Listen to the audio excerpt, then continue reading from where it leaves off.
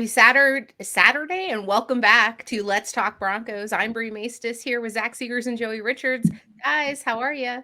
Doing really good. We had a really good dinner yesterday. Talked about some business, some podcast business. Just have fun as well. It was a good time. Today, it felt amazing to do absolutely nothing. I did nothing. I argued about head coaches on the internet and laid down in my bed and stuff like that and watched some Netflix. It was a fantastic day. How are you guys doing? That sounds like an amazing day, Joey. Yeah, I had a great Yeah. time at dinner with both of you last night, talking business stuff and everything. Everyone, please go support LTB on our YouTube and everything. That will really help us out in that realm. More on that later. But yeah, just had a nice day of nothing. I wish the Chiefs Raiders game was more interesting. Excited for this Jags Titans game and excited to talk Broncos with you all. So let's. I think it was so. I think the game was interesting as far as playing musical chairs out there with a lineup. What a mockery of the game that the Chiefs have made today. Interesting to note, though, we did have discussions about the pod last night at dinner. I think it was great. Other than much like Sean McVay, my contract for next cycle is up in the air. I am in limbo. So we will move on to, I think, what is an appropriate discussion today. Before we hop into it, I want to remind everyone that if you are watching over on Twitter, you can't chat with the show, which is unfortunate. So go on over to Mile High Sports YouTube or Facebook so you can get your questions and comments highlighted. We are live right now, and we're going to jump into our preview show. This is the last preview show of the season. It is coming to a close. Let's Talk Broncos, however, is not. We will be here the entire off season and hopefully next season, and we'll see where that all goes. But I'm just waiting for people to hop in here, seeing the numbers pop up for us. Thank you for supporting us, guys. Last game of the season feels a little. I mean, I would be lying if I said I wasn't looking forward to it. Like I'm happy to see it go.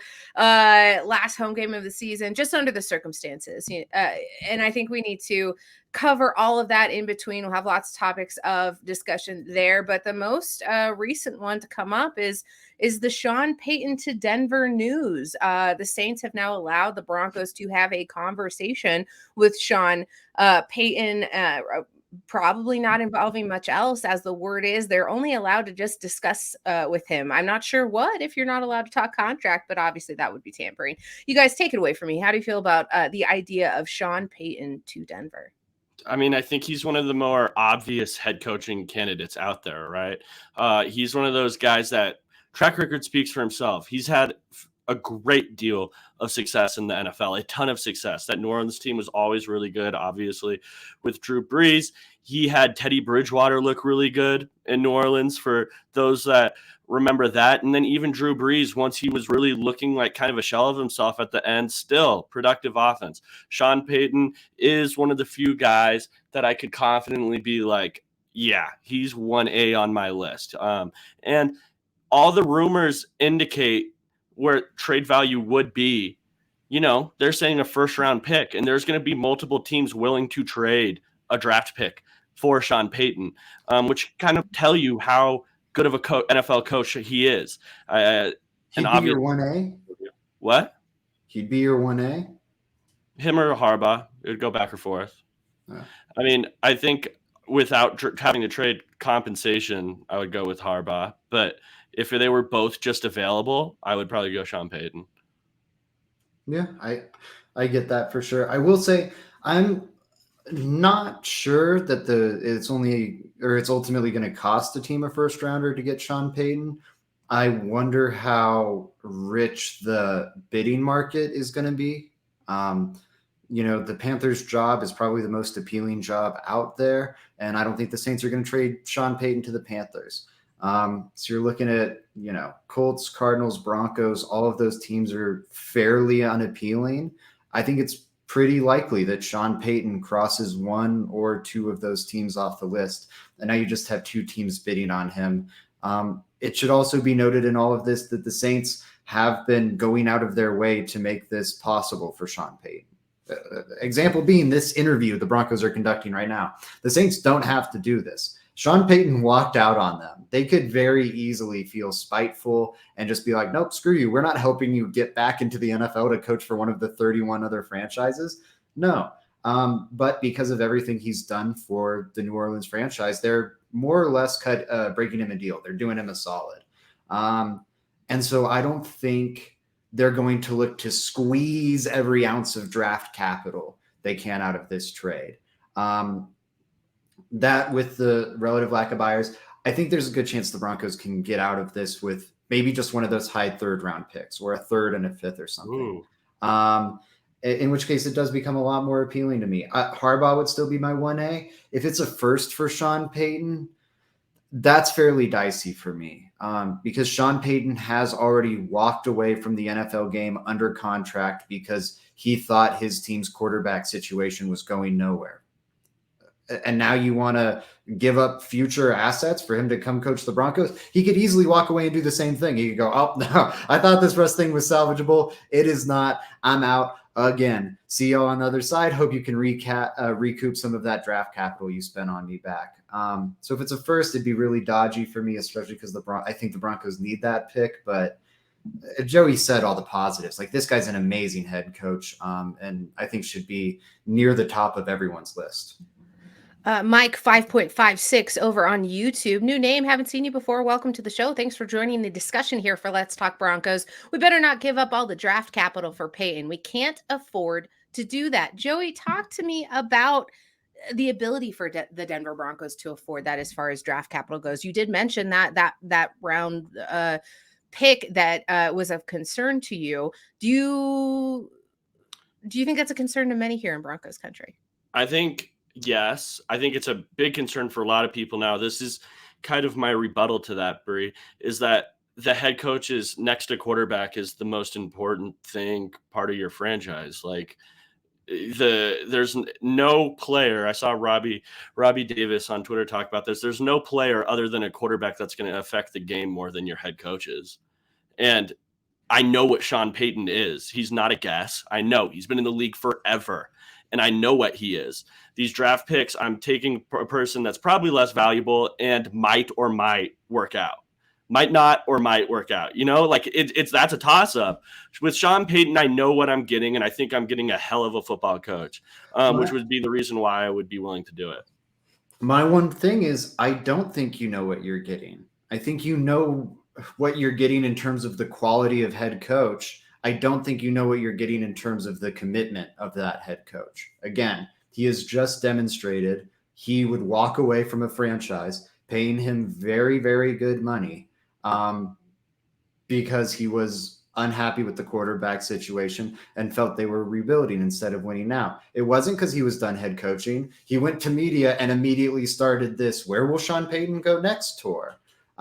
It was always to go elsewhere as a head coach. That is a factor to consider if the Broncos make him their head coach. He could very easily do it for a season or two and go, oh, nope, that's right. This sucked in New Orleans. This sucks in Denver. I'm out. I'm going to go make a lot of money in media for another season and then let the Broncos trade me elsewhere. Yeah. I do think, though, Zach, that like this is from a standpoint of that I can't be in the interview room, or none of us can. And of course, that's going to be a grilling point in this interview that's coming up. You're going to have some sort of commitment from Sean Payton. I don't think you would be willing to trade him unless you felt comfortable in that. So I'm working under the under that. I do believe that he won't do that. I'm working under that I feel comfortable after that, after my interview with him, that he's not just going to walk away at any point. I get that, but Sean Payton could lie to the interviewer, and it's in his best interest to do so. And most of the people in this business are good liars. And I mean, maybe they put it in their contract that none of this coaching money is guaranteed. And if you leave the franchise, you're not going to continue. Well, I guess that's the case with the Saints. It's not a money thing. It'd be keeping him on the book. It'd be wild. Like you're just out the first round pick. You can't stop the guy from retiring. You can't put that in the contract. He can walk away from the money if he chooses. And you'd be stuck with no real recourse. And again, that's what he just did to the Saints. So I don't know how confident you can feel as an ownership group at any point that that'll be the case. I don't think we'll know until 8 months from probably more than 10 months from now when we see what the 2023 Denver Broncos under Sean Payton hypothetically look like. I think there's a lot of variables that go into that. There's a lot of you could play devil's advocate on either side of it. I don't think you really know what you're getting with any of the head coaches. Mike followed up his comment with we have depth issues and there's other good coaches available like Jim Harbaugh. Mike, you weren't with us previously. We have covered the Harbaugh news at depth. You can go back and rewatch those episodes, or we will be covering that the entirety of this offseason as there's no more Broncos games to preview for. So keep a watch out for that.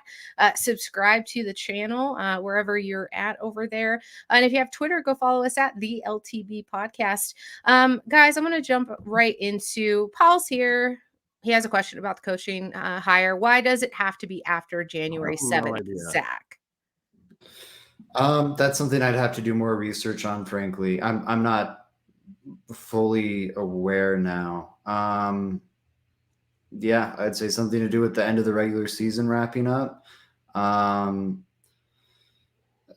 Here I'd say, like, if we're talking about the Sean Payton stuff, it's got to be some sort of league rule. Like, that's maybe when the in-person interviewing period starts for people that currently have NFL jobs. Obviously, you can interview people that aren't employed by the NFL before that date. And you'll see that that's what happens when teams fire their coaches in season. The only real jump you can get on the interviewing process is if you're looking at a Jim Harbaugh, a Nick Saban or something, and you interview those college guys because they won't have the same restrictions. So I'm assuming it's part of that rule. But anyways, it would not be in the Saints' best interest to let anyone interview Sean Payton until all the head coach vacancies are made obvious. Until you have all those head coaches fired. And that probably means wait until the Cowboys are eliminated from the playoffs, because they could be a huge player in the Sean Payton thing. And how quickly they get eliminated will have a huge say in terms of Mike McCarthy's job security. So yeah, just I don't know the NFL rules, but if you're the Saints, wait until the Dallas Cowboys can come to the table before you start negotiations, before you start the bidding war. All right, sounds good. Thank you. Moving on, I want to get into this preview for the Chargers game happening tomorrow. It's already here, folks. The last game of the season. We should probably jump into who we think the player of the game is going to be. This one's a hard one for me because I feel like I talked about it a little bit on bold predictions. This game feels like you really don't know what's going to happen across the board.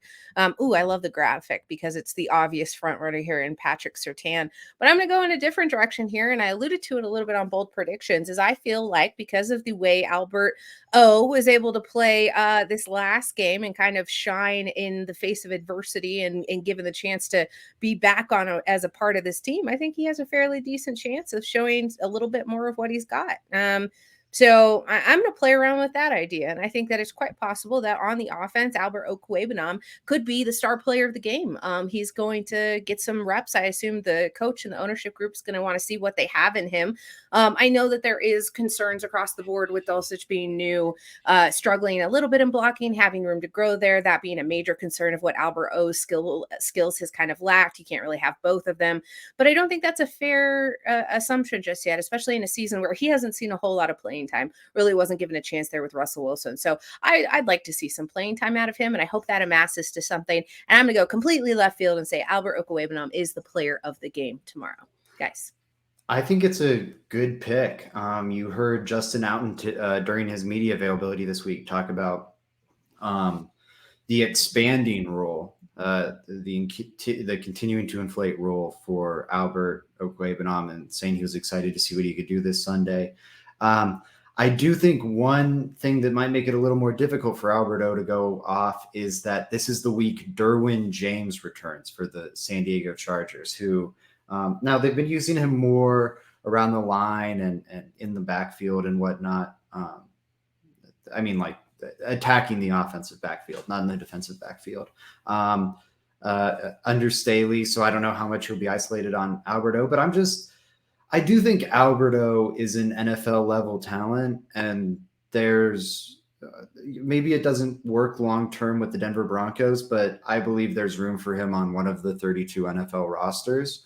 And maybe you have to be a little creative to find that role, but like the guy should be able to be split out wide and give you some snap, like especially when you're down all your true X receivers for a few weeks. I thought Joey put it really well in our chat, not to blow up his spot right here, but just in regard to Alberto, I think multiple things are true here, right? He was misutilized by Nathaniel Hackett, and he should have been a bigger part of the offense during the season. I think that became clear in the Chiefs game. And also, him being a healthy scratch every week isn't that terribly far off. You know, he is probably a lower end of the roster guy, and it's hard to find space for that. Like he is such a narrow, he's really good at what he's good at, but it is a narrow, I don't know, assortment of talents. Like he's a really good receiver, but he can't he's not a versatile tight end. He's not going to be able to do a lot of different things for you. You can't line him up as a fullback. You can't line him up in line. He's just like pretty much a wide receiver labeled a tight end, and he's not going to impact special teams at all. He can't play, at least the Broncos evaluation was he couldn't play special teams, and we haven't seen anything from him to dispute that. So it's just, I have a hard time figuring out Alberto's long-term future. That's why I was ranting there for so long. Sorry. I'm kind of lost with it. No, I understand that. I think just when the obvious exclusion for the Denver Broncos offense this season specifically has been warm bodies who are able to catch the ball and make a difference at the catch point, because we've been having struggles just isolating a true wide receiver one for the team. And Dulcich was out for so long that, like, obviously did get the rookie some run, but Alberto kind of fell off in a way where you still needed him out there. There was no actual reason to just completely dispose of him given the dire straits of the Broncos offense. So that to me was shocking, and that's why I think that it still needs a little bit of time to suss itself out. Joey, how do you feel about it? I like it. It's a fun one. It would be cool for Albert O to have a really big game this week. Man, Joey's going against type here. Joey, well-known Alberto hater, is enjoying the Alberto player of the game prediction. I would. I mean, it would be cool. Like it's nothing personal. It's just that personal. It's just that I agree with a lot of what Zach was saying, but it would be a fun thing. Like what he does good, he's really good at. He's a really great athlete. I think he, so many tight ends are really, they are first contact guys down there. These huge, massive people, and it's so easy to go at their legs and chop them down. I don't think Alberto is really one of those. He can make some stuff happen after the catch, but yeah, I think it would be a really fun one. I like it, Bree. 2 back-to-back Alberto games would be good, but I do also agree with Zach on more of a broader point. So I agree with both of you. It'd be a good player of the game. I would like it, taking over for that Greg Dulcich spot that was so valuable for the Broncos this entire year. So I think the opportunity will be there for sure. Yeah, I'm with it. Fair. Sorry, I had myself muted like a big dum-dum. Who wants to go next? Player of the game. I can go. Please. I don't know who Zach took, but I feel like, am I wrong for taking the obvious one? I mean, you would be blowing up my bold prediction spot, but go ahead. I'll double up on the player of the game with you anytime. Okay. Well, I think you think I'm talking about Patrick Surtain. I'm talking about Justin Simmons. Oh, that's the obvious one. No, I literally just changed it right then, so I wouldn't have to. But Justin Simmons. Justin Simmons is a great safety for the Denver Broncos. Obviously, that goes without saying. All pro before. He's leading his career in interceptions while having missed games this year. Like, he just is so good. It's hard not to pick Justin Simmons in these football games. I don't know. Like, I feel like I could go with the same 3 players for player of the game almost every single week. And Justin Simmons is one of them. How can I bet against him? He's been the most consistent piece of this Broncos team for a few years now. I'm going Justin Simmons. Just makes the most sense. And I want to win. I like it. I'm going Surtain because I predicted the interception. So, I mean, I agree with Joey a good bit on the philosophy here, but I'm going with Surtain. I think the Chargers are going to be resting starters. The Ravens without Lamar Jackson, Tyler Huntley hasn't been the same this year. He's not been the remarkable backup he was a season ago. It has been somewhat of a disappointment. And as a result, I think the Bengals are going to cruise to victory in that game. The difference between those two offenses is dramatic. And then, sorry, I've got sirens, if anyone can hear that. The difference between those two offenses is dramatic. That means by the time the Chargers-Broncos game is played, it'll probably be meaningless for the Chargers, and Justin Herbert's going to be sad. And a bunch of those frontline pieces for the Chargers are either injured or will be sad. And so you're going to have Chase Daniel playing behind the Chargers' backup offensive line with backup weapons in a poorly coordinated offense. And I think Patrick Surtain and Justin Simmons will both feast, but Patrick Surtain a little more so. I'm confused because then you were telling me I was supposed to be afraid of Derwin James. If they're resting their starters, what does that matter? It's a good point. It's been reported that Derwin James will return this week. That's an excellent point on your part, though. You'd think maybe he's just set to return, and if things go the way they're expected to on Sunday, that they'll go, no, you're going to return in the playoff game. That said, it being his first game back, it wouldn't be the craziest thing to get him some snaps. So his first live reps in an extended period of time aren't in the AFC playoffs against That's fair. Probably really good quarterback. That makes sense. I thought it was interesting because everything I was reading was like they'd be absolutely non-committal until the result of the 11 o'clock game, which just seems asinine that's how you would to make those types of decisions, which makes me think that they're not even really truly considering it. They're just putting it out there as such. I don't know. The NFL's weird how it functions. But first of all, Joey's pick of Justin Simmons, he's been having a career high in interceptions. I feel like he could have a really big game either way. Justin Simmons has come out big again. There's been some detractors saying that he was starting to fall off. I find it weird. I find it a little bit asinine. Sometimes I don't know when people are just trolling to troll at this point because the season's been so blah. But for Justin Simmons to just completely go out there year after year and continue to improve and do the things that he's doing both on field and off field with that roster and with his teammates in that locker room, I really do think that it would finish off the year at least on a high note if Justin Simmons is the player of the game. And then Patrick Surtain, obviously the smartest, most obvious choice. And I like the way he fares against this Chargers team. So I like both picks. I don't doubt either of them. If I had to choose which one I think is more likely, I would probably go Justin Simmons. He's on a pretty hot streak, Joey. Bree, I don't riding like that fence. Riding that fence. I don't like that you're giving Zach the smartest and most obvious quote unquote. That's the thing. But then she says yours is the one that's going to happen. Because there's a hot hand and there's the best player on the team. Hot hand, best player on the team, best safety on the team, best cornerback on the team. They're different positions. They're good at different things. I don't know what you want me to do. I'm going to say mine's the smartest one. I think Surtain is the better defensive back, take it. Justin Simmons is the better football player. Yeah, that's completely fair. And of course, I'm going to support Patrick Surtain. I have no reason not to. I'm not going to come on here and be like, you both are dumb for your decisions. I could, because that's how you guys tackle you oppress me here at Let's Talk Broncos. Only because you're pro Drew Lock. He's going to slap you through the camera right now. I'm just going to drop his Royal Rumble. She just made the Discord emoji face. We've got a disappointed Bree Discord emoji face, and we just we got the IRL version.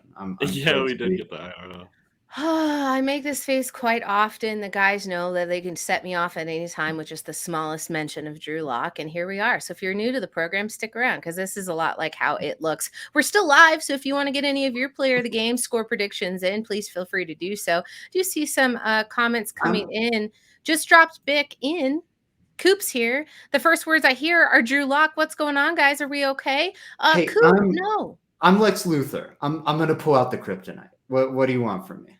It's because he's made it a personality trait to go ahead and hate on Drew Lock, so he has to stick with it. It's your kryptonite, Bree. It's On your kryptonite. Twitter, you mention it when I'm not even Bree, around. Don't make it like it's about me. It Like, is. let's get real.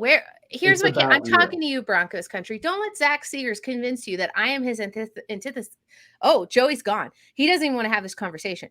That we would have the idea that I somehow am the beacon of how Zach Seegers runs his game. I am not. But he will use me as fuel. I think any listener knows I like annoying you. And I think the fact that we are where we are right now proves that mentioning Drew Lock's an effective way to get there. Yeah. All right, I'm back to calm everybody down. Everybody stop arguing about Drew Lock. Zach, we're banning Drew Lock from this podcast. I tried. Didn't work. Or at least let's do, I don't know. We'll discuss afterwards. Maybe once every other week. That sounds good. All right. Let's jump into it. So Coop sticks around with us today. We need score predictions. Yesterday, my bold prediction that the Denver Broncos lose their 10th overall season high in NFL history loss by 1 score. And so I'm going to stay pat with that and say that the Denver Broncos, it'll be 2017, Chargers win. Miss it just by a field goal. And I think there will be maybe an opportunity to have tied it up because I want severe betrayal here for Mile High so I can sit in it and soak it all up and learn lessons from the last season. Guys. Zach, I'll let you go first. What's your score prediction, my man? Yeah, I'm kind of selling what we've seen from the Broncos in recent weeks. Maybe I'm wrong, and maybe I'm just being pessimistic, or mainly the Chiefs game. I don't know. It just feels it didn't feel real to me. It felt like a bit of a mirage. I think the Chargers will be playing their backups this week, but I think this Broncos team is 4-12 for a reason. And I think the Chargers are headed towards the playoffs for a reason. Man, but the backups thing is pretty huge. It is in Denver. I don't know. I'll say 21-20 Broncos. They'll have something they want to play for. They should have somewhat better talent on the field, though with how injured they are, like they're practically playing their backups too. I don't know. I think the Chargers probably cover, so maybe it's a disappointing win for the Broncos, but you should be able to beat the Chargers backups when the Chargers have nothing to play for at home. If the Broncos can't win this game, it's a bit of an about face because they no longer have Nathaniel Hackett dragging the ship down, right? Everyone loves Rosberg and thinks Rosberg's made him better, and I agree. So you've got, an adult as head coach now. You're at home. You're playing the Chargers backups. The Chargers have nothing to play for. You got to win this game. Okay, so did you pick the Broncos to win? Yeah, at the very end. I'm going 21-20 Broncos. I have to call something out here to the people of the Let's Talk Broncos. Zach Seegers here during bold predictions, literally just yesterday. Bold prediction, Broncos. I didn't know. That was not my bold prediction. That was not. I changed it to the Surtain thing for this very reason because I didn't believe it. Didn't you do a bonus? Try and gotcha me. You did a bonus, I thought. You did a bonus. I swear you did a bonus. I mentioned my prediction, but it didn't count. No, you literally said bonus. Bonus. I remember it. You said bonus. Well, I switched off it because I didn't believe in it. But you still included it. You wanted. You did it. It was. Hey, you know what? And now I win either way. I learned. Yeah, I see what you're doing. I learned from Bree's little play both sides move, and now I'm trying to play both sides. Bree, I wouldn't stand for that if I were you. Both me and Joey's jaws were just agape at the audacity you just took live on air, and I can't lose my shit because we're not off screen right now. Hold on 1 second before we go any friggin' further. Paul said 27-24 Denver will carry Jerry off the field. I can play both sides when we're talking about defensive back. Like, what am I supposed to do? Oh, no, I appreciate Patrick Surtain over Justin Simmons. That sounds stupid. What am I supposed to? Okay, Zach, I don't agree with your pick. I think it's dumb. I'm picking Joey. I think that he has more chance. He had more gall to pick the non-obvious choice, so that made his more respectable. Paul says also win one. She has for not Jerry. taken back that my choice was the smartest, though. I don't think that it was the smartest now. I think it was the easiest, and you were able to do so that you weren't wrong because you were afraid of being called out for it. So poo-poo on you. What were we talking about? Now I'm distracted. Predictions. Joey, did you give yours already? Yeah, you did. No, I didn't. Give yours. Okay. I also have the Broncos winning. Now, none of my takes have anything to do with the Broncos losing, thankfully. So I'm going to go with, let's see, I'm going to go 17-13 Broncos. Their defense is going to dominate Chargers backups. Offense will still struggle, but they end up with a W. And Paul, which Jerry are they carrying off? Jerry Jeudy or Rosberg? Yeah, I think he means Rosberg, but I'd carry Jeudy. But I'm that's another part of the reason I'm a little. I have a really hard time predicting this game. This might be the Broncos game where I'm most torn on the score prediction, because the defense has been very mediocre over the past month and a half. It's a solid track of time. Some of that is the Rams game being kind of crazy and weighing it down. But even when you remove garbage time from the equation, they have not been a special defense over the last month and a half. And when they're not a special defense, what do they have? I think we've seen signs of offensive improvement, but the bar was so low for this offense. They can improve a little bit and still be a pretty bad offense. Coop says, and will they be carrying them off field ironically or seriously? It would be funny if they were doing it just really quickly to get them off the field and out into the parking lot. Paul follows up with an LOL, Joey. He was entertained by your statement there. Folks, it's that time. We've broken down the game for you as best as we possibly can at this point in the season. So that'll get us to the end of the show here with Joey's question of the day. Okay, guys. No, wait. I'm already going. Sorry, you blew your down. No. Yeah, I was rushed. I had to pick one. Yeah, sure. For the people at home, I knew this was coming because Zach's I don't know which horn's which. I happened to play that one before that comment. I said definitely not that one. There's a 1 in 4 chance. 1 in 4 is a good Zach's been setting off sirens for 5 minutes prior to us going live, and he chose that one. I can't believe it. Okay, guys. So Phillip Rivers, obviously former quarterback of the Chargers. We're playing the Chargers this year. Grew up watching a ton of Phillip Rivers. I'm curious, as a Charger, what do you guys think his record is against the Broncos? And they played in 29 total games. Keep that in mind. I'll say 14-15. 14-15. Bree, what do you got? I'm gonna say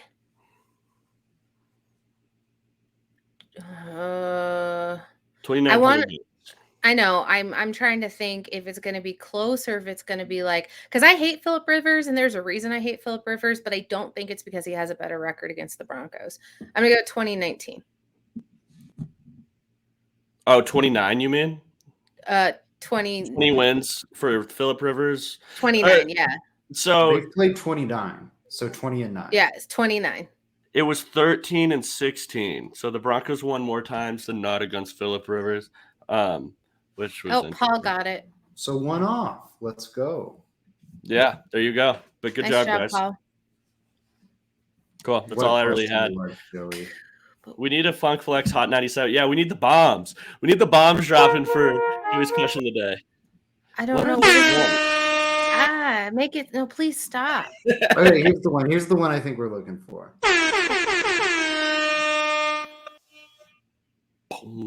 Okay, I like it. We could I do have that one. this thing in my inner ear where, like, I have this sensitivity to loud noises, which both of the boys are very well understanding of, until it comes to setting off horns the entire hour. She's got a sensitivity to a And lot then of things. Zach is like, I wonder why Bree's mad because he keeps poking the bear. And he's like, oh, I didn't know you were going to respond. Where can people find your stuff? Everybody follow me at JR Grass. Find my writing at Mile High Sports.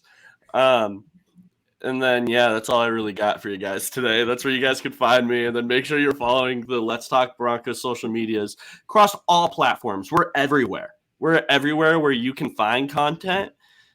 Pretty much Let's Talk Broncos is there. Everywhere. Yeah. Can't get We're rid of us. Everywhere. You can't. Zach, where can they find your work? Speaking of not getting rid of us, you can find my work over with Bree on the Fan. That's the next time you'll be able to hear me on air, or either of us on air. It'll be together Monday at 1 p.m. I love it. This is so great. Wearing down my friends until they don't love me anymore. This is the way. I don't think that that's necessarily true. Oh, Paul, thank you.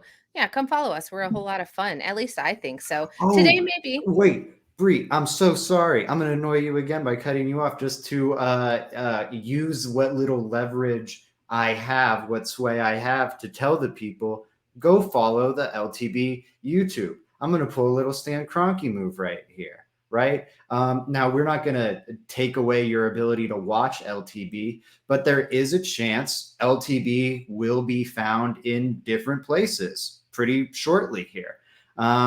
If you listen on audio, you're going to be fine. But if you like watching the video and not the DVR video, if you're already on Let's Talk Broncos YouTube, you're golden. But if you're watching us on any of the Mile High Sports social medias, go check out Let's Talk Broncos on YouTube. Go check out Let's Talk Broncos on Facebook.